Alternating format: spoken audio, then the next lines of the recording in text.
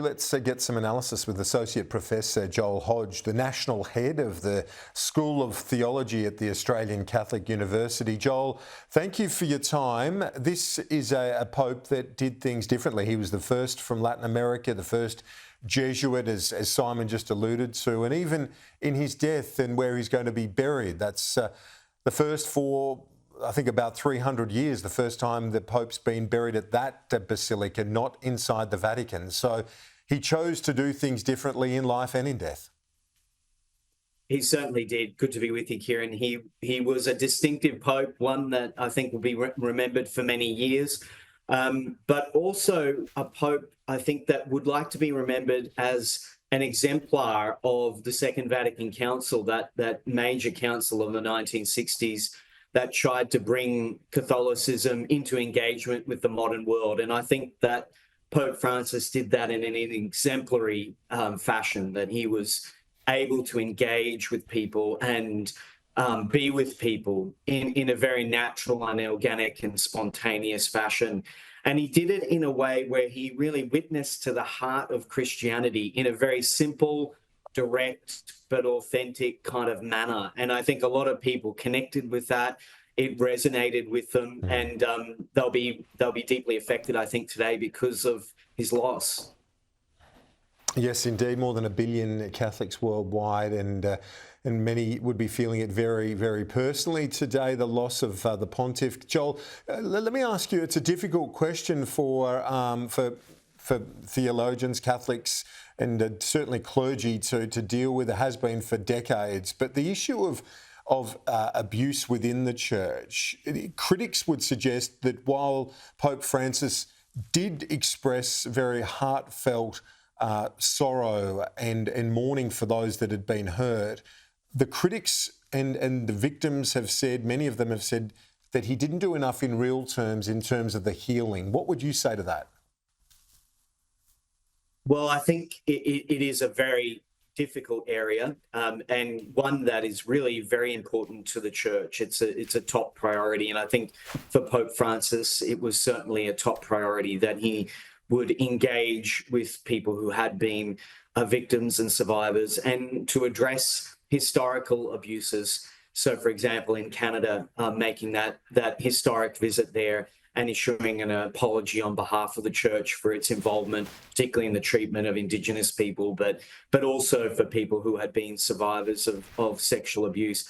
I think Pope Francis understood the severity of the issue and the importance of dealing with perpetrators and investigating the crimes. He also, I think, was concerned that it wasn't that the people were dealt with fairly, and that it wasn't out of keeping with his general approach, which was, of course, to try to be merciful wherever possible, but of course, understanding that justice needed to be done. He did make mistakes in this area, most famously with the Chilean appointment to the episcopacy, to be a bishop, and realizing that there had been crimes committed, and going back on that and issuing an apology and investigating what had occurred. So he certainly was not perfect in some of his judgments, but when he made a mistake, he did admit it and seek to rectify it. Yes, and his message from the outset was one of trying to make the church more open to what he called the peripheries. And you look at, say, even Australia, we don't have, from one of our major cities, a cardinal, but there is a Ukrainian bishop, Simon Love mentioned that, in Melbourne, an archbishop who is going to be going to Rome as a cardinal. It was these sorts of appointments that I think surprised many, both within the church and outside it, that he didn't follow the script.